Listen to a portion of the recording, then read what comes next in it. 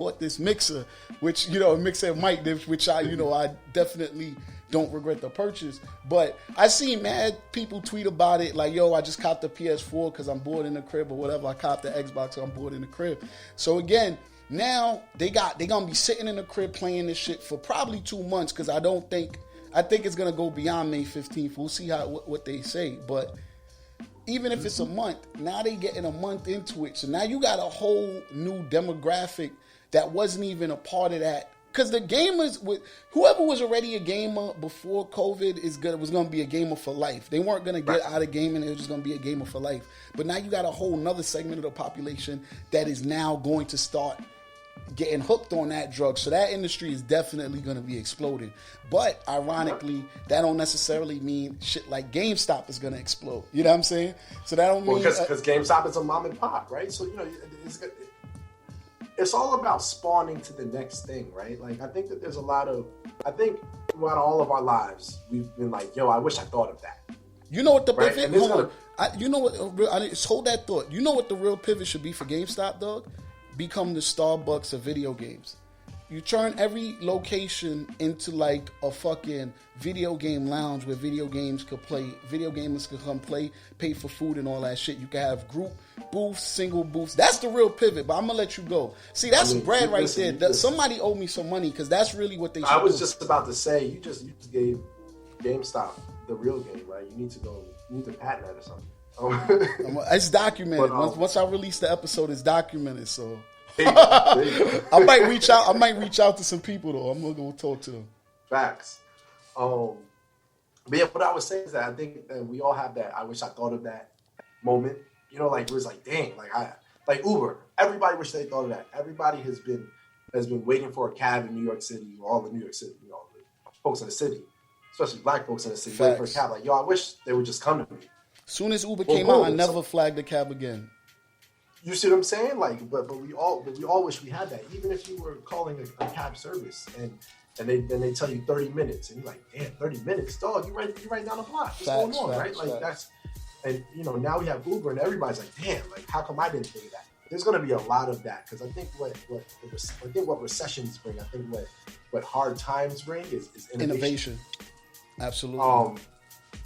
But through innovation, there's job creation and job loss. Get in front of that. There's job loss and job creation, right? Yeah. But if you can get in front of that, all of a sudden you can thrive on the next thing, right? It's all about being ahead of the game.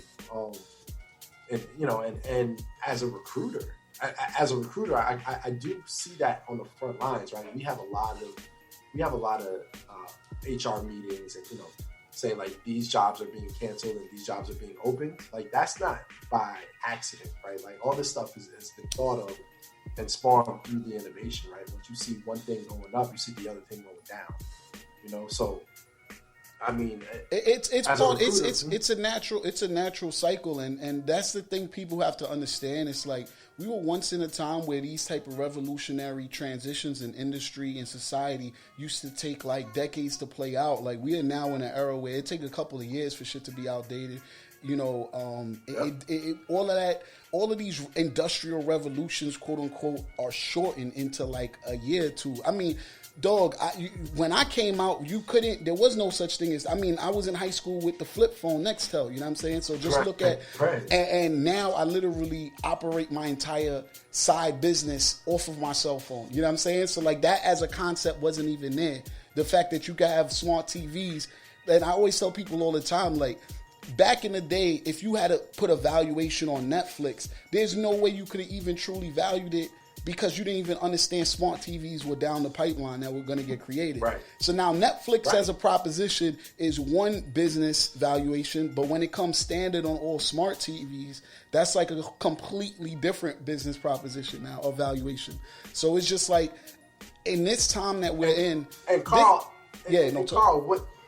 So you said something that seems very simple, right? Like we just saw the transition, right? So Netflix is now standard on all the smart TVs. Within that one transition, you just said like 25 jobs. You got strategy, you got tech, you got all the analysts under it, right? Like so you have you have this thing called transformation, right? It's big in the finance world right now. These transformations are happening left and right, where you have these different like massive banks that want to transform their sub banks into, you know, to be kind of like fintechs, right? You have somebody you could have 25 hires within a month for this one transformation, right? Where you have somebody who's leading the strategy, somebody who's leading the tech, somebody who's over both of those. Right, then you have the tech people. You have their analysts under them, or the mid-level under them. Then you hire analysts under them that are coding everything at its basic level. Then you got on the other side on the strategy. You have people that are doing the financials. You have FP&A people, like financial planning and analysis people. You have the strategy folks that are just doing Excel models all day, finding out like what is this, what is that. All of this happens well before you can even present the idea. Now you presented the idea to the top of Netflix. Now Netflix goes to Samsung, to every other company that has a TV, Westinghouse, all, you know, I guess Walmart, Westinghouse, whatever, right? And now you have somebody who's going around, a salesperson who's going around selling that idea to every single smart TV. Right, then you have the integration of it. What is integration? Integration means that we have to have our technology go onto yours. What else does that mean? That means that our accounting has to be the same. So now you have to hire new accountants to be like. Anyway, there's a big web of all of this that seems very simple to us. That if you dig deep into the industry and dig deep into these job descriptions of what people need, you'll be able, I'm telling you, if you do the research, you'll be able to see the next trade that you want to do and be able to go literally, like, you got YouTube University and Google University that will teach you exactly what you need to do and how you need to do it to be able to prepare yourself for that next wave of whatever the thing is. I'm telling you. Nah, most def. So definitely before we go, you know, from the recruiter standpoint, for people that are now coming into, you know, I think we kind of both already settled on the fact that it's definitely prudent for people who are going to be in these compromised industries to kind of get, like, you know, the ones we mentioned earlier, you know, hotel, travel, restaurant, you know, retail, brick and mortar. Like, you just have to accept the fact that in some of those cases, they're just not going to come back, or they're just going to be a skeleton of what they once were. They're going to be utilized in a new capacity. Like, you got hotels right now that are looking to convert to homeless shelters because they just understand that they just got to make a different move. Like, because it's just, you can't, you know, that's just their own, that's going to be their only lifeline, a guaranteed that's their pivot. That's their pivot, a guaranteed check from the city. So, we kind of already settled on the fact that if you feel like, if you're already in one of these potentially going to be compromised industries, it's definitely prudent to start, you know, exploring your options, looking at the things out there in the different industries that interest you and are hiring and have growth potential, you know, beyond coronavirus. But speaking specifically towards the job search, job application, resume process, you know, real quickly, do you have, you know, any tips, suggestions, you know, for people to basically make themselves, you know, all right, I found what I want to pivot to. Now, how do I make myself the best candidate for this position? Boom. So I got two strategies here, right? The first strategy is on your own, complete pivot, right? Where you're doing it yourself, right? Usually, if that happens, you have to learn a new trade. You have to research that trade and become as much of an expert as you can. Be able to put that on your resume. Go and talk to a headhunter as well, because headhunter recruiters get paid if you get a job, right? So if you are saying, like, I'm in the retail space, but I really want to get into healthcare, right? And I've learned this, that, and the other about that. A lot of these headhunters will help you with your resume for free. This is a free service because they want you to get paid. They want you to get hired because they only get paid if you get hired, right? So they'll help you with your resume to be able to highlight the new skills that you need, and also, you know, you develop that relationship with them, and this is just like searching, and this is like searching on LinkedIn. You know, like I'm asking you, like, for the people, this is literally, you could Google headhunters in my area, and put your resume on their website, and somebody usually will reach out to you. Got it. So you know, and and I made it sound very easy. It's not that easy, but generally, if you have an attractive resume, they're gonna hit you up because they want to get paid themselves. That's how they feed their families. So looking for a headhunter is a good thing, but again, doing your own research and stacking your chips and your deck as much as you can to be able to do that before you reach out with your resume is I think the best thing if you're going to do it on your own. Now, I think that there are some people who do have a steady paycheck, who are in a lot of industries that are going to be fine. The ones that are working in banks, the ones that are working in some type of manufacturing company, right? Some people that are in healthcare, but you just want to pivot, you want to move. Because remember, Carl, I used to be in risk. I started out with JP Morgan when I was in risk. And then you moved. So I'll tell my story, right? I didn't like risk, right? Risk sucks for me. I don't want to read that much about the same thing over and over again. It just became very repetitive, and I was bored. And I was like, well, what do I need to do with my life, right? Like where should I go with this? And so I spoke with my HR business partner, who ended up being a mentor of mine, who I did a lot of work with while I was in my risk capacity. And he took a chance on me. So I asked him, like, yo, how do I become a recruiter? I really want to do that. He was a managing director.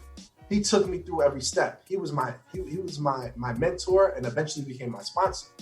Right? So to get a mentor means that somebody who's really helping you, who you can be honest with. A sponsor is somebody who can put you in a position where you want to be. Finding those are not easy, but you have to be able to put yourself out there in order to do that. A lot of people, you already might have the skill set to be able to do what you want to do, but you don't know the person to put you into that position. So within your own companies, a lot of people, find a sponsor and find a mentor. Find a mentor, and then through that mentor, you can get a sponsor, because that mentor, that managing director, that executive director, have other executive director and managing director friends. And they might be like, yo, I got this guy named Carl. He's doing audio visual right now, but he really wants to move over to this. I think he's great. I think you should give him a chance. And they will set up those informational interviews. And little by little, it took me a year and a half to really, really be able to move over and for everything to happen for me. But I planted those seeds. I had those conversations. I planted those seeds, and I moved over. And now through that, listen, I'm doing really well at this point. And frankly, I'm fucking good at recruiting, right? But I'm doing really well within the industry now. And it all started with me planting those seeds and advocating for myself. That's the best thing that you can do within the walls of your own company. Advocate for yourself to somebody who has some type of power. And I'm gonna tell you, a lot of people might be, and this is the last thing I'll say on this. A lot of people might be like, oh, but nobody's gonna help me, this, that, and the other. This is a secret, right? A lot of older professionals that have been at their companies, that have been working for 35 years already. Their kids are out of the house. They're bored with their husbands and their wives. They all want some type of new blood and new life to help, right? The person who helped me probably was like, was probably talking to his other friends and saying and bragging about how he's helping me. I'm okay with that. You know what I'm saying? Like they're like, well, my mentor's doing this, my mentor's doing that. They're all competitive and they all want you to win, and they all want to puff their chest out like, yo, look what I did. I made this happen.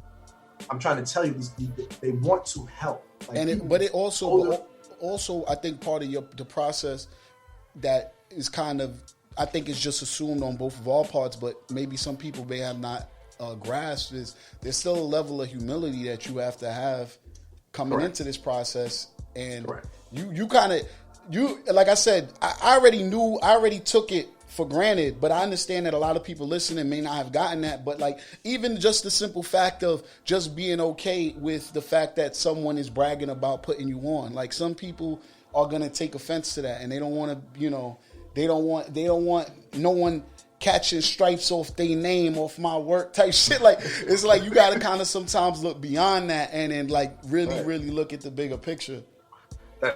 And that's it.